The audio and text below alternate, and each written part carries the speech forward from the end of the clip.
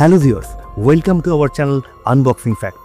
যারা একটু খবরের চ্যানেলে নজর রাখেন তারা নিশ্চয়ই দেখেছেন বাংলার রাজনীতি এখন সরগরম ভুয়ো ভোটার স্তর জানিয়ে। গত 3 March TMC supremo Mamata Banerjee এই অভিযোগ এনেছেন যে একের বেশি মানুষ একই ভোটার আইডি নাম্বার আছে। তার এই অভিযোগের সপক্ষে তিনি প্রমাণও দেখিয়েছেন যে ওয়েস্ট বেঙ্গলের একজন নাগরিকের ভোটার আইডি সম্পূর্ণ মিলে যাচ্ছে হরিয়ানার কোনো এক নাগরিকের সঙ্গে।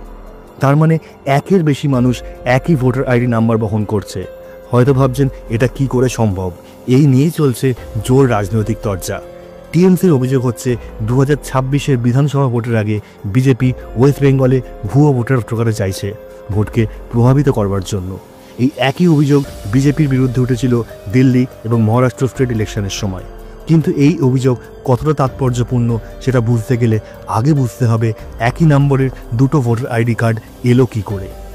টিএমসি এই অভিযোগ করার পর ইলেকশন কমিশন থেকে অফিসিয়াল বিবৃতিতে জানানো হয়েছে যে ডুপ্লিকেট ভোটার আইডি থাকা মানেই যে ভুয়ো ভোটার তা কিন্তু নয়। এই প্রসঙ্গে বলে রাখি, এই ভোটার আইডি নাম্বারকে এপিক নাম্বার বলা হয়ে থাকে, অর্থাৎ electors photo identity card number. ইসির বিবৃতি অনুযায়ী এপিক নাম্বার অর্থাৎ ভোটার আইডি নাম্বার একই থাকলেও সেই ভোটারের নাম, অ্যাড্রেস, রাজ্য, কনস্টিটিউশন আর পোলিং বুথের আলাদা হতেই হবে। অর্থাৎ একই রাজ্যের মধ্যে সেম ভোটার আইডি নাম্বারের একাধিক নাগরিক থাকতে পারে না। অর্থাৎ সেম ভোটার আইডি নাম্বার যে সব নাগরিকদের আছে তারা সবসময় হবে আলাদা আলাদা রাজ্যের, আর তারা তাদের ভোটার আইডির ক্ষেত্রে বাইরে ভোট দিতে পারবে না।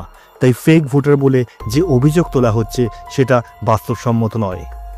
এর ব্যাখ্যাস্বরূপ ইলেকশন কমিশন থেকে এটাও বলা হচ্ছে 2017 সাল থেকে ভোটার আইডি নাম্বার অ্যালোকেশনটা এরোনেট নামক এক সেন্ট্রালাইজ পোর্টালের মাধ্যমে হচ্ছে। তার আগে ভোটার আইডি কার্ডের নাম্বার অ্যালোকেশন ডিসেন্ট্রালাইজ ছিল, অর্থাৎ ওই কাজের দায়িত্ব ছিল রাজ্যের হাতে। অনেক রাজ্যই একই আলফা নিউমেরিক সিরিজ ব্যবহার করার জন্য ডুপ্লিকেট এপিক নাম্বার বা ভোটার আইডি তৈরি হয়েছে। 2017 সালে অনলাইন পোর্টালের মাধ্যমে voter ID card number generate করার প্রক্রিয়া শুরু হওয়ার পর থেকেই সব এপিক নাম্বারই আলাদা হতে শুরু করেছে। এপিক নাম্বারে 3টে অ্যালফাবেট আর 7টা নিউমেরিক থাকে। এপিক নাম্বারের মধ্যে প্রত্যেক অ্যাসেম্বলি কনস্টিটিউয়েন্সির ফাংশনাল ইউনিক সিরিয়াল নাম্বার আছে। কিন্তু ইলেকশন কমিশন এটাও মেনে নেয় যে সেম এপিক নাম্বার কার্ড হোল্ডারদের ইউনিক নাম্বার দেওয়ার কাজ এখনও বাকি আছে। আর এই মর্মেই বিরোধীরা এক কাট্টা হয়ে বিজেপির ওপর আক্রমণ চালাচ্ছে, এই বলে যে ইলেকশন কমিশনকে কাজে লাগিয়ে অনলাইন পোর্টালের মাধ্যমে বিজেপি ভুয়ো ভোটার লিস্ট তৈরি করছে ইলেকশনগুলো জেতবার জন্য। দিল্লি আর মহারাষ্ট্র ইলেকশনেও এই অভিযোগ উঠেছে। মহারাষ্ট্র ইলেকশনের পর কংগ্রেস লিডার রাহুল গান্ধী অভিযোগ আনে যে লোকসভা ইলেকশন আর মহারাষ্ট্র বিধানসভা ইলেকশনের মাঝে এই 5 মাসের মধ্যে মহারাষ্ট্রতে প্রায় 70 লাখ ভোটার অ্যাড হয়েছে। তিনি প্রশ্ন তোলেন হঠাৎ করে কোথা থেকে এই 70 লাখ ভোটার এলো। রাহুল গান্ধী আরও অভিযোগ আনেন যে ইলেকশন কমিশনের থেকে সম্পূর্ণ ভোটার লিস্ট চেয়েও পাঠালেও কমিশন এখনও সেই লিস্ট শেয়ার করেনি।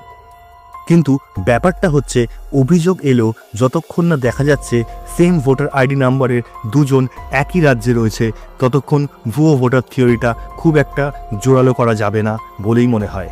কিন্তু ভুয়ো ভোটার আশঙ্কা থেকেই টিএমসি সুপ্রিমো মমতা ব্যানার্জি তার দলীয় কর্মীদের আদেশ দিয়েছেন ইলেকট্রাল রোল অর্থাৎ ভোটার লিস্ট দেখে সব বুথের ভোটারদের ডিটেলস ক্রস চেক করে নেওয়ার জন্য। আপনার কি মত এই ব্যাপারে কমেন্ট করে অবশ্যই জানান। ভিডিওটি ভালো লাগলে লাইক আর বেশি বেশি করে শেয়ার করবেন, আর চ্যানেলটি অবশ্যই সাবস্ক্রাইব করে আমাদের পাশে থাকবেন। ভালো থাকবেন, সুস্থ থাকবেন।